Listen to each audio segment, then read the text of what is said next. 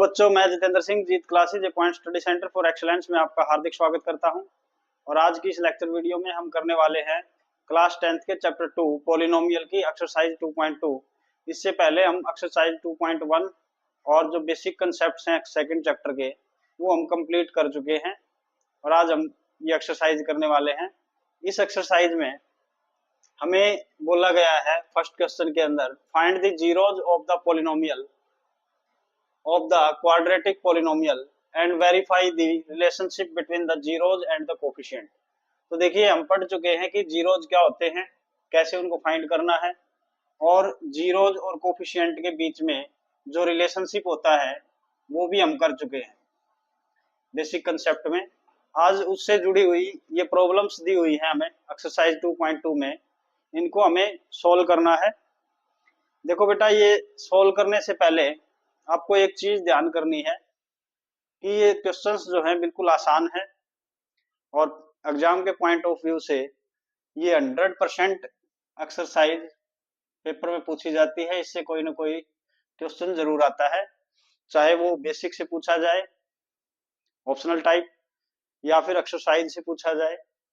तो ये जो एक्सरसाइज है, यहाँ से आपको ऑप्शन टाइप में भी मिल सकते हैं और 2 मार्क्स का क्वेश्चन भी मिल सकता है। चाहे आपका बोर्ड चाहे कोई भी हो, यहाँ से हमेशा क्वेश्चन पूछा जाता है। तो इसे हमें बड़े अच्छे ढंग से और कैसे चीजों को हम राइट करें, लिखें, ये चीज हमें ज्यादा समझनी है कि किसी भी क्वेश्चन को हम कैसे सोल्व करें, कॉपी में करें चाहे हम एग्जाम में करें आंसर शीट पे। तो देखिए, सबसे पहले हम फर्स्ट पार्ट की बात करते हैं। हमें दिया हुआ है फर्स्ट पार्ट x² - 2x -8। तो हमें इसको सिंप्लीफाई करना है, इसको सोल्व करना है, और हमें पहले तो जीरोज निकालने हैं और फिर जीरोज और कोफिशिएंट के बीच में हमें रिलेशनशिप को वेरीफाई करना है। तो यानी 2 स्टेप का क्वेश्चन है, पहले हमें जीरोज निकालने हैं और उसके बाद रिलेशनशिप को हम क्या करेंगे, वेरीफाई करेंगे। तो देखिए, सबसे पहले हमें क्या लिखना चाहिए अगर ये क्वेश्चन हमारे एग्जाम में हो चाहे हमारी नोटबुक हो। तो सबसे पहले हमें जो पॉलिनोमियल दी हुई है उसको लिखेंगे, और उसको लिखने का तरीका क्या है, द गिवन पॉलिनोमियल इज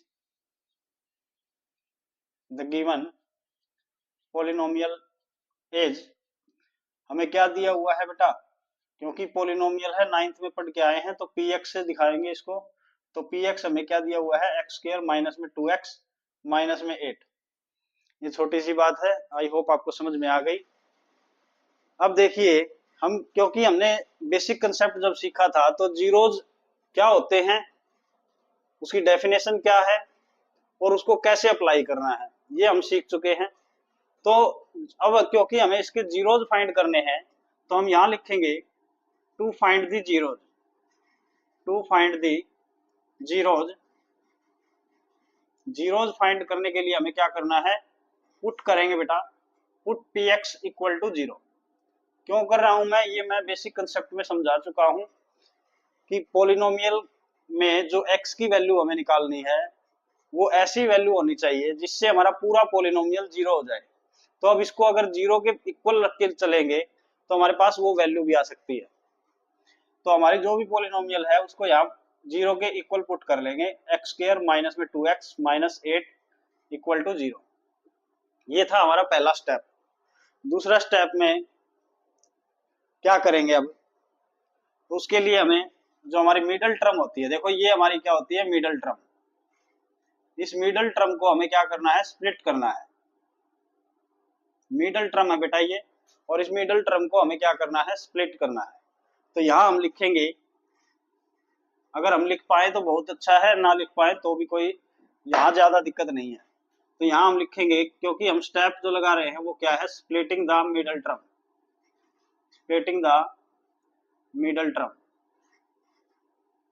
अब मिडल टर्म को स्प्लिट करना है, तो मिडल टर्म हमारी 2x है माइनस का, इसको हमें कैसे स्प्लिट करना होता है, हमें 2 फैक्टर्स में तोड़ना होता है इसको। ये हम मेथड जो यूज कर रहे हैं, बाई प्राइम फैक्टराइजेशन मेथड, उसके अंदर क्या होता है, जो मिडल टर्म है उसको स्प्लिट करना होता है, उसको 2 फैक्टर में तोड़ना होता है। तो हम वो 2 फैक्टर तोड़ेंगे, लेकिन वो जो 2 फैक्टर हैं वो कैसे हों, उनकी मल्टीप्लाई जो आएगी बेटा, वो किसके इक्वल होनी चाहिए, जो हमारे आउटर जो एक्सट्रीम कह सकते हैं, जो हमारी बाहर की वैल्यूज है, जो बाहर की टर्म्स है, उनकी मल्टीप्लाई के बराबर। तो यहाँ एक तो हमारे पास क्या है एक्स स्क्वायर, और बाहर दूसरा क्या है -8, तो मल्टीप्लाई करेंगे तो क्या आएगा -8x²। तो यानी यहाँ लिख लेंगे कि हमारी मल्टीप्लाई -8x² आनी चाहिए। तो अब देखिए -2x है, उसको दो फैक्टर में तोड़ना है, तो यानी मतलब ये हुआ कि उनका प्लस करें या माइनस करें, चाहे हमें प्लस करना हो चाहे माइनस करना हो, हमें उनसे मिलना क्या चाहिए -2x। लेकिन जब उनकी मल्टीप्लाई करें तो क्या आना चाहिए हमारा -8x²। तो कोई ऐसे दो फैक्टर दिमाग में सोचो कि हम क्या कर पाए, इस चीज को, इस प्रॉब्लम को हम सोल्व कर पाए। तो अगर मैं -2x को -4x और +2x लिखूं तो कोई गलत नहीं होगा, क्योंकि -4x और +2x को अगर मैं ऐड करूं तो कितना आता है -2x, और मल्टीप्लाई करता हूं तो कितना आता है प्लस माइनस माइनस, 4 2 जा 8 और x इंटू एक्स x²। तो यानी काम बन जाएगा। तो यानी इसको स्प्लिट करेंगे तो इसको लिख सकते हैं x² -4x +2x और -8 इक्वल टू 0। आई होप ये जो स्टेप है ये आपको समझ में आ गया होगा। अगर ऐसे समझ में नहीं आया तो आप एक काम कर सकते हैं, पहले इनकी मल्टीप्लाई को देखिए, इनकी मल्टीप्लाई माइनस की आई हुई है, और कोई भी दो नंबर की मल्टीप्लाई नेगेटिव कब आती है, नेगेटिव कब आती है, जब उनमें से एक प्लस का और एक माइनस का हो। ऐसे पढ़ सकते हो आप। और एक प्लस का है एक माइनस का, उनको ऐड करेंगे तो क्या होता है माइनस आता है, आना चाहिए मतलब, सॉरी। यहाँ अगर दो हमारी टर्म है, एक माइनस की है और एक प्लस की, और उनको दोनों को ऐड कर रहे हैं तो क्या आना चाहिए -2x। इसका मतलब माइनस का नंबर बड़ा होगा और प्लस का नंबर छोटा होगा। और जब भी एक माइनस का हो एक प्लस का हो तो हम क्या करते हैं, माइनस करते हैं बेटा, माइनस करते हैं। तो इसका मतलब हमें ऐसे दो फैक्टर चाहिए थे जिनका डिफरेंस कितना आता हो 2 का, और मल्टीप्लाई कितनी आती हो 8 की। तो वो जो कंडीशन है वो कौन पूरे करते हैं, -4x और +2x। तो हमने इसको -2x को ऐसे लिख दिया। अब नेक्स्ट टर्म में हमें क्या करना होता है, नेक्स्ट स्टेप में पहली दो टर्म और लास्ट की दो टर्म, इन दोनों को अलग पढ़ना है, बीच में ये प्लस है। अब इन दोनों टर्म्स में जो भी कॉमन है उसको कॉमन निकाल लो बाहर। तो यहाँ से हमारे पास दिख रहा है कि x कॉमन है, तो अंदर बचेगा, यहाँ से तो x बचा हुआ है, माइनस में 4x में से x तो बाहर चला गया, अंदर बचेगा 4। ऐसे ही यहाँ क्या कॉमन ले कि ये वाला जो फैक्टर है ये एज इट इज यहाँ आ जाए, x -4 इन दोनों में से भी। तो देखो ये 2 लगा हुआ है, x हमें x के साथ कोफिशिएंट 1 चाहिए, लेकिन यहाँ x का कोफिशिएंट 2 है, इस 2 को बाहर ले जाओ, 2 को बाहर ले गए। और जहां प्लस का चाहिए था ये x तो प्लस का ही है, माइनस का चाहिए या 4 तो माइनस का ही है, तो इसको क्या कर देंगे बाहर प्लस ले लेंगे, और इक्वल टू क्या है हमारा 0। अब इसको अंदर भी सॉल्व करके देखा करो बेटा, जब भी आप ऐसा क्वेश्चन करो, ताकि आपको पता चले कि ये कंफर्म हो जाए कि आपने गलत नहीं लिखा है। तो 2 को अंदर लेके जाएंगे तो 2x, और ये प्लस माइनस माइनस हो जाएगा, और 4 2 जा 8 हो जाएगा। तो इसका मतलब हमारा यहाँ सही है, ये हमने जो लिखा है, ये जो स्टेप किया है ये सही है। अभी आगे चलते हैं। अब देखिए ये दोनों टर्म्स जो हैं मल्टीप्लाई में है, मतलब एक ही टर्म को दिखाएंगी, और यहाँ से ये 2 और x -4 ये भी मल्टीप्लाई में है, ये भी एक टर्म को दिखाएंगे। यानी हमारे पास ये दो टर्म है, बीच में प्लस लगा हुआ है। तो अगर ये दो टर्म्स हैं तो इनमें भी कुछ ना कुछ कॉमन है, x -4 इस x -4 को कॉमन ले लो, तो x -4 बाहर चला गया, अंदर क्या बचेगा, x -4 तो बाहर चला गया, x बचा हुआ है तो x लिख लो, फिर प्लस में 2, और ये x -4 तो बाहर चला गया, तो यानी हमारे पास क्या है, यही बचा हुआ है, इक्वल टू क्या है 0। अब यहाँ से हमारे पास दो फैक्टर्स आ गई है, हमारी जो पोलिनोमियल थी उसके ये दो फैक्टर हो गए। अब इन दो फैक्टर्स की मल्टीप्लाई 0 आ रही है, इसका मतलब ये हुआ कि कोई दो नंबर है और उनकी मल्टीप्लाई 0 है, तो उनमें से बेटा एक को 0 होना पड़ेगा। तो हमें नहीं पता कि ये 0 है या ये 0 है, तो हम क्या कर लेंगे, यहाँ आइदर और लेके चलेंगे, आइदर x -4 इक्वल टू 0 और x +2 इक्वल टू 0। तो ये हमारा स्टेप आ गया, यहाँ से हम आराम से x की वैल्यू निकाल सकते हैं, क्योंकि ये क्या है, एक लीनियर पोलिनोमियल है। तो यहाँ से आप x की वैल्यू निकालोगे तो क्या आएगा, x इक्वल टू 4, और यहाँ से निकालोगे तो x इक्वल टू कितना आएगा, -2। ये हमारे क्या आ गए, x की वैल्यूज आ गई जो क्या है, हमारी पोलिनोमियल को जीरो बना रही है, जो हमारी पोलिनोमियल को बेटा जीरो बना रही है। तो इसका मीनिंग ये हुआ कि ये हमारे क्या है, जीरोज हैं, ये हमारे जीरोज हैं। तो आप यहां लिख भी सकते हो,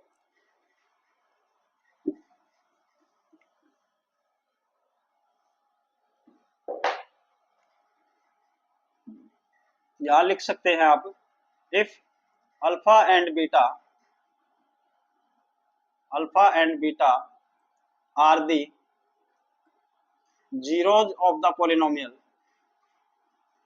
zeros of the given polynomial,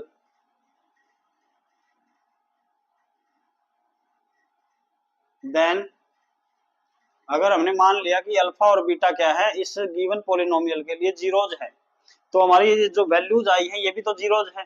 तो इसका मीनिंग ये हुआ, अल्फा इक्वल टू कितना आ गया हमारा 4, और बीटा इक्वल टू कितना आ गया -2। तो ये पहला काम तो हमने कर दिया कि हमने जीरोज निकाल दिए। देखो क्या बोला था इसने, find the zeros of the polynomial, quadratic polynomial. तो पहला काम हमने कर दिया, हमने इसके जीरोज निकाल दिए। अब इन जीरोज के साथ कोफिशिएंट की क्या करनी है, हमें रिलेशनशिप चेक करनी है। तो अब हमने किया था, बेसिक कंसेप्ट जब किए थे कि कोफिशिएंट क्या होते हैं, कोफिशिएंट क्या होते हैं, एक बार इसको बेटा स्क्रीनशॉट ले लो ताकि मैं इसको साफ कर दूं। मैं खाली यही दो चीजें लिखूंगा और आगे चलेंगे।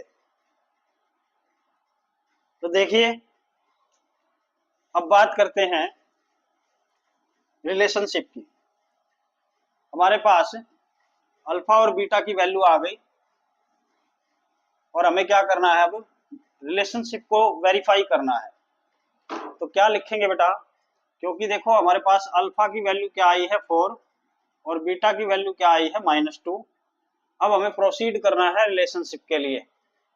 अब पहले बात कर लेते हैं एक छोटी सी, कि हमारी जो क्वाड्रेटिक पोलिनोमियल जो होती है, वो हमने बेसिक में सीखा था ax² + bx + c टाइप की होती है। पोलिनोमियल की बात चल रही है। तो ये जो हमारी पोलिनोमियल है, इसमें x² का कोफिशिएंट a है, x का कोफिशिएंट b है, और ये जो c है ये क्या होता है, प्योर कांस्टेंट होता है।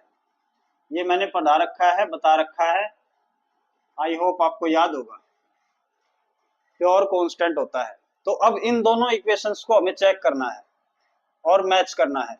तो अगर देखें तो a की वैल्यू कितनी है, x² का कोफिशिएंट यहाँ कितना है 1, और b की वैल्यू कितनी है बेटा, x का कोफिशिएंट यानी -2, और c की वैल्यू कितनी है -8।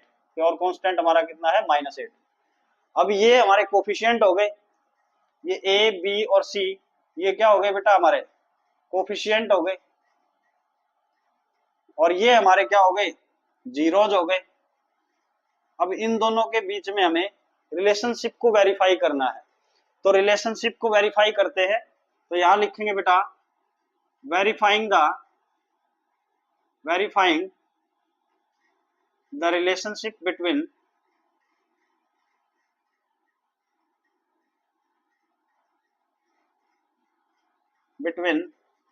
zeros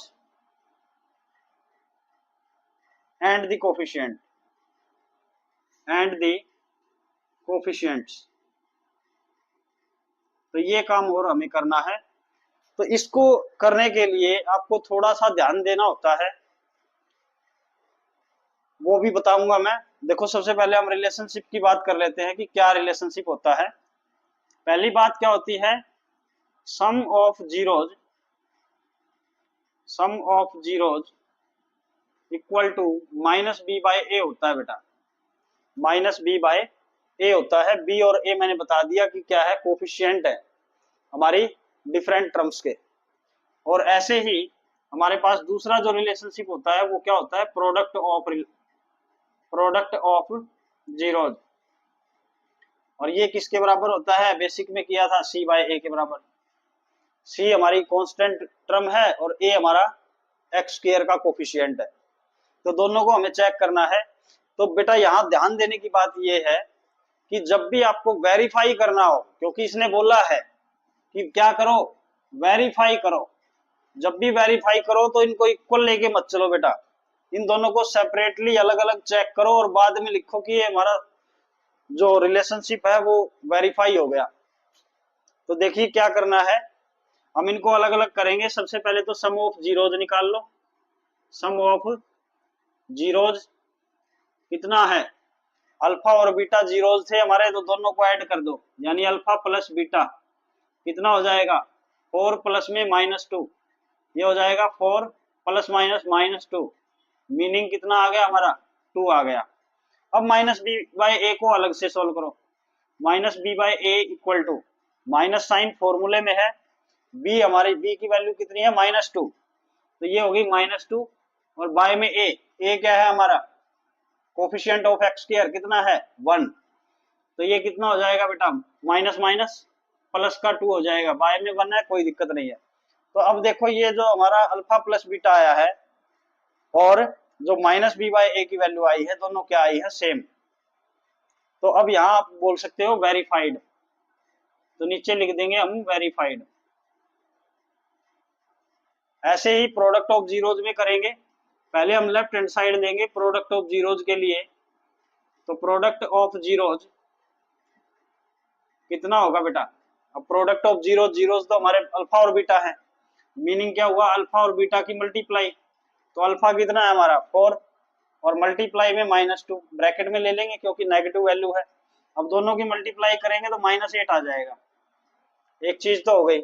अब राइट हैंड साइड सी बाय ए की वैल्यू निकालेंगे, तो सी बाय ए कितना हो जाएगा, सी की वैल्यू है बेटा हमारी -8, ये रही, और बाय में ए क्या है हमारा 1 है, तो यहाँ 1 पुट कर देंगे, तो ये कितना आ गया -8। ये दोनों वैल्यूज को चेक करो बेटा, प्रोडक्ट ऑफ जीरोज और सी बाय ए, ये दोनों वैल्यूज क्या आ गई हमारी इक्वल आ गई, तो इसका मतलब क्या हो गया हमारा रिलेशनशिप वेरीफाई हो गया। तो हम यहाँ लिख भी सकते हैं रिलेशनशिप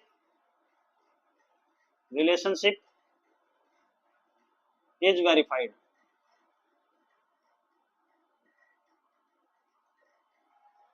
तो यहाँ तक हमें क्या करना है, इस क्वेश्चन को सोल्व करना है और ऐसे अच्छे से सोल्व करना है। इसमें जितना आप थ्योरेटिकल लिखेंगे आपके मार्क्स नहीं कटेंगे और देखने में भी अच्छा लगेगा कि आपने बहुत अच्छे से क्वेश्चन को सोल्व किया है, बहुत अच्छे से प्रॉब्लम को सोल्व किया हुआ है। तो ये था हमारा बेटा क्वेश्चन नंबर फर्स्ट का फर्स्ट पार्ट। अब बात करते हैं सेकंड पार्ट की। देखो क्या सेकंड पार्ट में हमें दिया हुआ बेटा px equal to 4s² minus 4s plus 1, और इस पोलिनोमियल के लिए हमें भी जीरो निकालने हैं। तो हम यहाँ क्या लिखेंगे, टू फाइंड जीरोज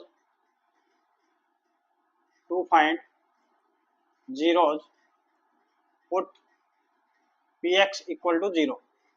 तो जो भी पोलिनोमियल है उसको जीरो के इक्वल रख देंगे क्योंकि हम जीरो फाइंड कर रहे हैं। तो क्या हो जाएगा ये 4s² minus 4s plus 1 equal to 0, और इस पोलिनोमियल को हमें अब सोल्व करना है। तो यहाँ हम सेकंड स्टेप में क्या करते हैं, यहाँ हम स्प्लिट करते हैं। तो यहाँ लिखेंगे स्प्लिटिंग द मिडल टर्म। हमारे पास 3 टर्म्स हैं, तीनों में से जो मिडल टर्म है उसको स्प्लिट करना है। तो देखिए -4s हमारी क्या है मिडल टर्म, इसको हमें 2 फैक्टर्स में तोड़ना है और उन फैक्टर्स की मल्टीप्लाई किसके बराबर आनी चाहिए, जो हमारी एक्सट्रीम पोजीशन पे जो टर्म्स हैं, यहाँ 4s² है, यहाँ प्लस का 1 है, मल्टीप्लाई करेंगे तो 4s² बन जा 4s² हो जाएगा। तो हमारी मल्टीप्लाई जो है 4s² आनी चाहिए बेटा। तो 4s² जो है देखो क्या है, प्लस का साइन है, पहली बात प्लस का है, तो इसका मीनिंग ये हुआ कि हमारी जो दोनों टर्म्स है या तो दोनों प्लस की होंगी या दोनों माइनस की, क्योंकि एक माइनस की होगी और एक प्लस की, तो मल्टीप्लाई के दौरान क्या आएगा माइनस आएगा, वो आना नहीं चाहिए। लेकिन हमारा जो डिफरेंस या प्लस है, डिफरेंस या सम है, वो कितना है -4s है। इसका मीनिंग ये हुआ कि दोनों टर्म्स माइनस की आएंगी, तभी तो माइनस माइनस प्लस होगा, और दोनों माइनस की टर्म होंगी तो ऐड होंगी। इसका मीनिंग ये हुआ कि ऐड करें तो 4 आए और मल्टीप्लाई करें तो भी 4 आए। तो ऐसे तो 2 ही फैक्टर होते हैं हमारे, 2 और 2, यानी 2 और 2 आ जाएगा। साथ में क्या चाहिए, क्योंकि एस स्क्वायर आया हुआ है और यहाँ भी एस है, तो इसका मीनिंग ये भी एस होगा और ये भी एस होगा।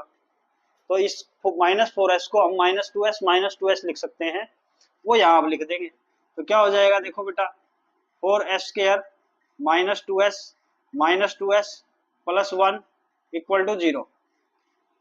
अब नेक्स्ट स्टेप में हमें क्या करना है, हमने पहली जो दो टर्म्स हैं उनको अलग मान लेते हैं और लास्ट की जो दो टर्म्स हैं उनको अलग। अब यहाँ से हम क्या करेंगे, कॉमन लेंगे। तो पहली दो टर्म में क्या कॉमन है, देखो 4 और 2 दोनों का एचसीएफ कितना होता है, 2, बाहर आ गया। एस स्क्वायर और एस का में एचसीएफ कितना हो गया, एस, बाहर आ गया। अब अंदर क्या बचेगा, देखो 4 में से 2 बाहर चला गया, 2 बचा हुआ है, क्योंकि हमें मल्टीप्लाई करें ब्रैकेट है तो 2 2 जा 4 होना चाहिए, हो गया। एक एस बाहर है, एक एस अंदर होगा, तभी तो S into S S square बनेगा। माइनस में 2s में से 2s बाहर ले लिया तो क्या बचेगा, 1। माइनस में यहाँ जो हमारा जो फैक्टर आएगा वो सेम होना चाहिए, ये जो टर्म है ये सेम होनी चाहिए, तो ये हमारी 2s माइनस 1 होना चाहिए अंदर, 2s माइनस 1। अब 2s जो है प्लस का चाहिए हमें अंदर, लेकिन हमारे ऊपर अगर देखें तो माइनस का है, इसका मतलब ये माइनस का साइन नहीं होना चाहिए, तो माइनस हमने बाहर ले लिया। और साथ में क्या है, 2s माइनस 1, और ये प्लस में से एक माइनस बाहर चाहिए, एक अंदर चाहिए, तो हमने उसमें से भी माइनस बाहर ले लिया। तो यानी क्या हो गया, बाकी जो चीजें हैं वो सेम चाहिए हमें, 2s और 1 में कोई बदलाव नहीं करना है। तो इसका मीनिंग ये हुआ कि हमें 1 कॉमन लेना पड़ेगा, और इक्वल टू क्या दे रखा है, 0। अब यहाँ से हमारे पास क्या हो गई, दो टर्म आ गई पहले की तरह। इन दो टर्म्स में भी क्या कॉमन है, 2s माइनस 1, 2s माइनस 1, तो ये बाहर ले लेंगे 2s माइनस 1, तो अंदर हमारे पास क्या बचेगा, यहाँ से 2s बचा हुआ है और माइनस में यहाँ 1 बचा हुआ है, और इक्वल टू क्या है, 0। और इक्वल टू क्या है बेटा, 0। ये आ गया हमारा, ये आ गए हमारे फैक्टर, जो भी पॉलिनोमियल हमें दी हुई थी उसके लिए फैक्टर आ गए। अब यहाँ से हम s की वैल्यू निकालेंगे, तो यहाँ क्या लिखेंगे, either 2s minus 1 equal to 0, और ये देखो दोनों फैक्टर्स की मल्टीप्लाई 0 है, इसका मतलब ये हुआ कि दोनों में से एक को 0 होना पड़ेगा, लेकिन हमें नहीं पता कि कौन सा 0 है, तो हम दोनों को मान सकते हैं आइदर और करके। तो आइदर ये ले लिया और 2s माइनस 1 इक्वल टू 0। अब यहाँ से हम आइदर और की वैल्यू निकाल सकते हैं, कितना हो जाएगा, यहाँ से s की वैल्यू निकालेंगे, पहले 1 उधर जाएगा फिर 2 उधर जाएगा, तो 1/2। यहाँ से भी s की वैल्यू क्या आ जाएगी, 1/2। तो ये दोनों ही वैल्यू क्या आई है, सेम। आई होप यहाँ तक आपको समझ में आ गया। हमने जीरोज निकाल लिए।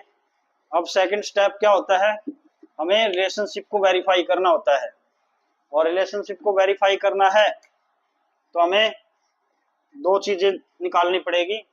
पहला, ये जीरोज थे तो हम मान लेते हैं if alpha and beta are the zeros then alpha equal to कितना आ गया बेटा, 1/2, और बीटा इक्वल टू भी 1/2 है, तो यहाँ इक्वल टू बीटा भी लिख सकते हो या फिर अलग भी लिख सकते हो। तो अल्फा और बीटा की वैल्यू क्या आ गई हमारी, इक्वल आई है, तो इक्वल रख देंगे। अब हमें क्या करना है, वेरीफाई करना है, तो यहाँ लिखेंगे वेरीफाइंग द रिलेशनशिप। रिलेशनशिप को वेरीफाई करेंगे। अब रिलेशनशिप, पहला रिलेशनशिप क्या था, पहला रिलेशनशिप था sum of zeros equal to minus B by A. तो इनको अलग अलग सोल्व करेंगे बेटा, साथ में लेके नहीं चलेंगे, या तो इनके बीच में लाइन लगा लो आप तब कर लो, या फिर दोनों को अलग अलग करो। जैसे मान लिया हम करते हैं लाइन लगा के, तो यहाँ लिखेंगे sum of zeros, sum of zeros, या आप सीधा लेफ्ट हैंड साइड भी लिख सकते हो। सम ऑफ जीरोज, जीरोज क्या है हमारे, अल्फा और बीटा दोनों को ऐड कर दो, अल्फा और बीटा को जोड़ना है, मतलब 1/2 में 1/2 ऐड करना है, तो 1/2 प्लस 1/2 कितना हो गया, कितना हो गया बेटा, 1 हो गया। और b बाई ए निकालेंगे, माइनस बी बाई ए, तो उसकी वैल्यू क्या हो जाएगी, माइनस तो फॉर्मूला में है, और b की वैल्यू क्या होती है, x का कोफिशिएंट कितना है, -4, तो ये हो गया -4, और डिवाइड में a कितना है, a भी 4 है, तो ये हो गया 4। तो इसको सिंप्लीफाई करेंगे तो माइनस माइनस प्लस का 4 और डिवाइड में 4, 4/4 कितना हो गया 1, यानी माइनस बी बाई ए की वैल्यू कितनी आई है 1 आई है। ये भी 1 था, सम ऑफ जीरोज भी और माइनस बी बाई ए भी हमारा क्या आ गया 1 आ गया। तो हम क्या कह सकते हैं वेरीफाइड बोल सकते हैं, वेरीफाइड। पहला रिलेशनशिप तो हो गया। अब दूसरा चेक करते हैं। दूसरा क्या था हमारा, दूसरा था बेटा प्रोडक्ट ऑफ जीरोज का, प्रोडक्ट ऑफ जीरोज, और वो किसके बराबर होता है सी बाई ए के बराबर। तो यहाँ भी आप लाइन लगा लो और यहाँ अलग से सोल्व करो प्रोडक्ट ऑफ जीरोज को, product of zeros, product of zeros का मतलब अल्फा और बीटा की मल्टीप्लाई कर दो। अब अल्फा कितना था 1/2 और बीटा भी कितना है 1/2, मतलब 1/2 को मल्टीप्लाई करना है 1/2 से, कितना आ गया 1/4। तो ये हमारी क्या आ गई प्रोडक्ट ऑफ जीरोज। अब निकालते हैं right hand side C by A की वैल्यू, सी बाई ए कितना हो जाएगा। तो देखो सी क्या होता है हमारा कांस्टेंट टर्म यानी 1 हो गया, और ए क्या होता है जो स्क्वायर वाली टर्म है उसका कोफिशिएंट यानी 4, तो ये हो गया 1/4। अब ये दोनों वैल्यूज भी चेक करो, इसका मतलब ये जो फॉर्मूला है, ये जो आइडेंटिटी है, ये रिलेशनशिप है product of zeros equal to C by A, ये भी क्या हो गया वेरीफाई हो गया। तो यहाँ लास्ट में लिख देंगे हम relationship is verified, relationship is verified. Chart में बेटा हमें दिया हुआ है पॉलिनोमियल 6x² - 3 - 7x। यहाँ एक छोटी सी बात ध्यान देने की है कि क्या ये जो हमें पॉलिनोमियल दी हुई है ये क्वाड्रेटिक पॉलिनोमियल है, और साथ के साथ क्या ये अपनी स्टैंडर्ड फॉर्म में है। देखिए हमें पता है कि क्वाड्रेटिक जो क्वाड्रेटिक पॉलिनोमियल होती है उसकी अगर स्टैंडर्ड फॉर्म की बात करें तो हमारे पास ax² + bx + c होता है। तो क्या ये इसी फॉर्म में है जो दे रखी है हमें पॉलिनोमियल। ध्यान से देखो बेटा नहीं है, तो हम इसको क्या करेंगे पहले रीअरेंज करेंगे। तो यहाँ लिखेंगे रीअरेंजिंग द गिवन पॉलिनोमियल।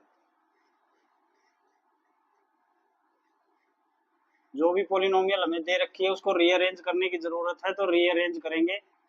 तो px की वैल्यू क्या हो जाएगी 6x², इसको आगे ले आएंगे -7x -3। कई बार बच्चे गलती करते हैं कि जब इसको आगे लेके आते हैं तो प्लस का 7 बना देते हैं, और -3 को पीछे लेके जाते हैं उसको भी प्लस कर देते हैं। तो ये गलती आपको नहीं करनी है, क्योंकि हम इक्वल के साइन के इधर उधर नहीं कर रहे कुछ, हम सिर्फ यही इन दो टर्म्स को एक्सचेंज कर रहे हैं। तो ये हमारी px की वैल्यू हो गई। अब हमें जीरोज फाइंड करने हैं, तो हम क्या लिखते हैं to find the zeros, to find the zeros put करेंगे बेटा, पुट px इक्वल टू 0। तो जो भी पॉलिनोमियल है उसको 0 के बराबर रख लो। तो क्या हो जाएगा 6x² - 7x -3 = 0। अब नेक्स्ट स्टेप में हम क्या करते हैं, यहाँ से स्प्लिटिंग द टर्म लगाते हैं। कौन सी टर्म मिडल टर्म। तो यहाँ लिखेंगे splitting the middle term, splitting the middle term, जो बीच वाली टर्म है उसको हमें स्प्लिट करना है, तोड़ना है। तो देखो क्या बनेगा हमारे पास, यहाँ से अगर बात करें तो हमारे पास मिडिल टर्म -7x है, उसके 2 फैक्टर हमें चाहिए, और दोनों की मल्टीप्लाई बाहर वाले जो हमारे एक्सट्रीम पोजीशन पे जो हमारी टर्म्स है उनकी मल्टीप्लाई के बराबर। तो ये हो जाएगा 3 6 18, और साथ में क्या आएगा x², क्योंकि यहाँ x² है।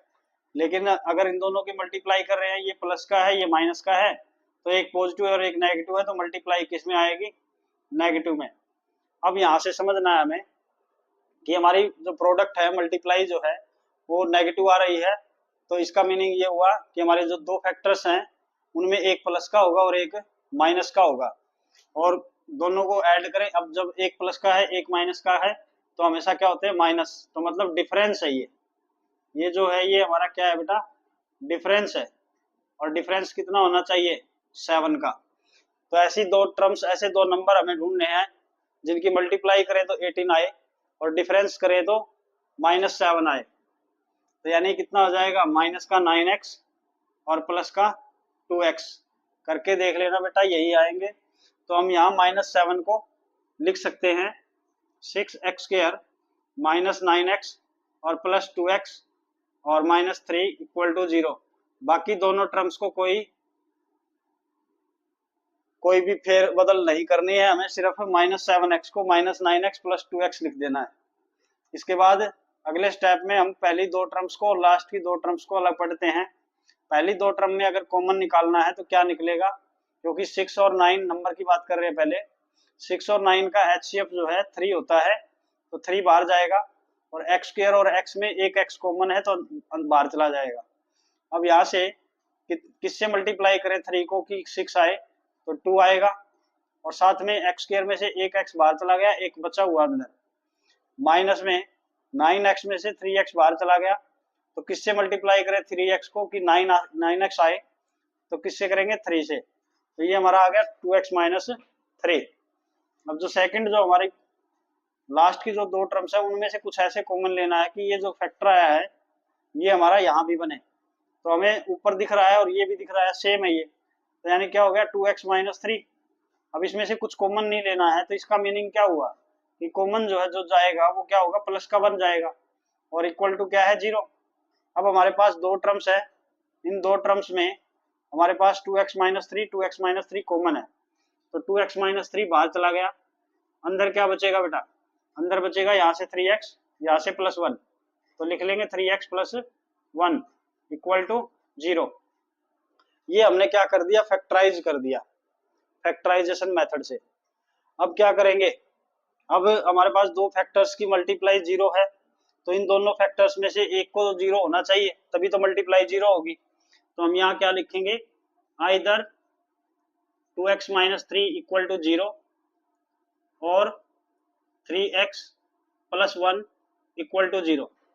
दोनों में से एक को 0 होना पड़ेगा, हमें नहीं पता कि कौन सा 0 है, तो आइदर और का हम क्या लगा देंगे, एक कंसेप्ट लगा देंगे। तो यहाँ से x की वैल्यू निकालनी है, पहले 2x इक्वल टू कितना हो जाएगा, पहले 3 उधर जाएगा तो 3 आ गया, ये हो गया 2x। तो x निकालना है तो क्या करेंगे, x इक्वल टू 3/2 आ गया, ये पहला हमारा 0 आ गया। अब ऐसे ही यहाँ से निकालेंगे तो 3x इक्वल टू क्या हो जाएगा, पहले 1 उधर जाएगा तो -1 और 3 उधर जाएगा तो x इक्वल टू क्या हो जाएगा, -1/3। ये दो वैल्यूज आ गई हमारी x की, इन्हीं को हम क्या बोलते हैं बेटा, जीरोज। तो यहां लिख लेंगे हम,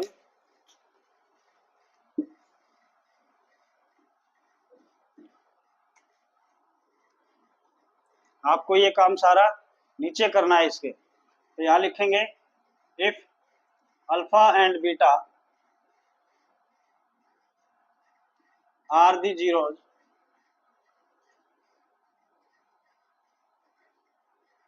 देन, तो अल्फा की वैल्यू क्या हो जाएगी, ये एक अल्फा हो गया और एक बीटा हो गया, तो ये अल्फा की वैल्यू तो हो गई हमारी 3/2 और बीटा की वैल्यू क्या हो जाएगी, -1/3। बिल्कुल सिंपल है। अब हमें क्या करना है बेटा, हमारे अल्फा बीटा जीरोज तो आ गए, पहला काम तो हो गया, रिलेशनशिप को वेरीफाई करना है। उसके लिए हम क्या करेंगे, पहले ए बी सी की वैल्यू निकाल लेंगे। तो यहां लिखेंगे, इसको 1 मान लेना यहाँ, और इसको हमें क्या करना है, कंपेयर करना है। तो लिखेंगे यहाँ कंपेयरिंग फर्स्ट किसके साथ, विद ax² + bx + c, और यहाँ से हम कंपेयर करेंगे तो x की a की वैल्यू क्या आ जाएगी हमारी, a की वैल्यू तो आ जाएगी बेटा 6, b की वैल्यू क्या होती है, x की टर्म का कोफिशिएंट यानी -7, और c की वैल्यू क्या हो गई हमारी -3। ये वैल्यूज हमने पुट कर ली, चाहे तो आप इसको 1 मान लो, चाहे इसको मान लो, इसको भी मान सकते हो, ये रीअरेंज करने के बाद आया था हमारा। अब रिलेशनशिप को वेरीफाई करना है, तो यहाँ लिखेंगे वेरीफाइंग द रिलेशनशिप।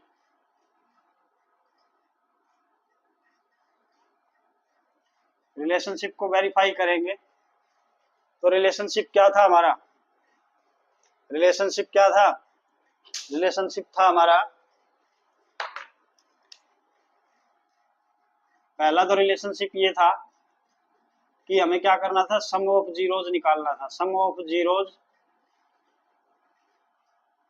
किसके बराबर होता है? माइनस बी बाई ए के बराबर। और सेकंड वन क्या था हमारा? Product of zeros. तो यहां लिख लेंगे प्रोडक्ट ऑफ जीरोज, वो हमारा कितना था? सी बाई ए के बराबर। पहले इसको सिंप्लीफाई करते हैं तो अलग अलग लेना है। तो यहाँ हम लेफ्ट हैंड साइड भी लिख सकते हैं और सम ऑफ जीरोज भी लिख सकते हैं। लेफ्ट हैंड साइड अगर लिखते हैं तो लेफ्ट हैंड साइड क्या है हमारी? Sum of zeros. Sum of zeros जो क्या होता है बेटा? Alpha plus beta. और अल्फा प्लस बीटा का मीनिंग अल्फा ये रहा, बीटा ये रहा, दोनों को ऐड करना है। तो क्या हो जाएगा? 3/2 प्लस में -1/3 प्लस में -1/3। अब क्योंकि बाहर प्लस है अंदर माइनस है तो ये क्या हो जाएगा हमारा? तो ये हो जाएगा बेटा, ये हो जाएगा हमारा 3/2 माइनस में 1/3। एलसीएम लेंगे तो कितना आ गया? 6। 2 से किया 3 आ गया, 3 3 जा 9। माइनस में 3 से किया तो 2 आ गया, 2 की ऊपर मल्टीप्लाई करेंगे 2 1 जा 2, यानी ये आ गया हमारा 7/6। ऐसे ही राइट हैंड साइड को सोल्व करेंगे। राइट हैंड साइड हमारी क्या है? माइनस बी बाई ए, और माइनस फॉर्मूले में है, और बी की वैल्यू कितनी है? -7 है। और बाय में ए की वैल्यू कितनी है? 6 है। दोनों के सिंप्लीफाई करेंगे इसको तो माइनस माइनस क्या हो जाएगा? प्लस हो जाएगा, प्लस का 7/6। ये दोनों वैल्यूज क्या है? सेम है। इसका मतलब ये हुआ जो फॉर्मूला हम लेके चले थे वो वेरीफाई हो गया। तो पहला तो क्या हो गया हमारा? काम पूरा हो गया, वेरीफाइड हो गया। पहला तो हमने कर दिया तो लिख देंगे वेरीफाई हो गया पहला तो। फिर सेकंड वन क्या था हमारा? Product of zeros. Product of zeros, और ये किसके बराबर होती है? सी बाई ए के बराबर। तो अलग अलग करो बेटा। लेफ्ट हैंड साइड लिखेंगे क्या है? प्रोडक्ट ऑफ जीरोज, और राइट हैंड साइड लिखेंगे सी बाई ए। अब प्रोडक्ट ऑफ जीरोज का मतलब हो गया alpha into beta. Alpha into beta, और अल्फा और बीटा की वैल्यू हमारी 3/2 और -1/3 है। तो 3/2 इंटू में -1/3 मल्टीप्लाई करेंगे तो कितना आएगा? -1/2, क्योंकि 3 से 3 कैंसिल होगा और ये आ गया -1/2। अब सी बाई ए की वैल्यू निकालेंगे बेटा। सी बाई ए कितना होगा? सी की वैल्यू है -3, बाय में ए की वैल्यू क्या है? 6, और इसको कैंसिल आउट करोगे तो ये भी कितना होगा? -1/2। ये भी कितना हो गया? -1/2। तो अब इनको चेक करो, दोनों क्या है? वैल्यू सेम आई है। तो आप सीधा डायरेक्ट ये भी लिख सकते हो left hand side equal to right hand side, या फिर आप लिख सकते हो रिलेशनशिप इज वेरीफाइड। तो बेटा आज हमने इस एक्सरसाइज से क्वेश्चन नंबर फर्स्ट के 3 पार्ट सोल्व किए हैं, और नेक्स्ट पार्ट्स हम जो है अगली वीडियो में डिस्कस करेंगे। तो अगर आपको ये वीडियो अच्छी लगी तो लाइक कीजिए, अपने दोस्तों के साथ शेयर कीजिए, और अगर ये कहीं भी आपको ऐसा लगा कि मतलब अंडरस्टैंडिंग में अच्छा रहा तो आप इस चैनल को सब्सक्राइब कर सकते हैं। और तब तक के लिए थैंक्स फॉर वॉचिंग।